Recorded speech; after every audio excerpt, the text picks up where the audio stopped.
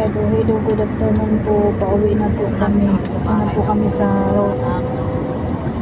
tawag nito, U-turn. Ito po malapit na dito sa amin. Ito na po siya. Pero ito yung pangbansang prutas talaga nila. At saan ka mapunta. Yan. Ikita mo yung prutas nila.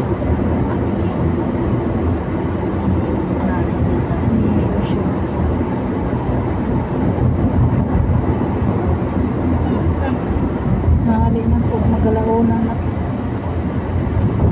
Galak sa katanghalian. Nakapagod din po tumira sa labas. Parang mas gusto pa namin sa loob. Mainit sa labas. Nahilo na ako sa driver. Thank you for watching po.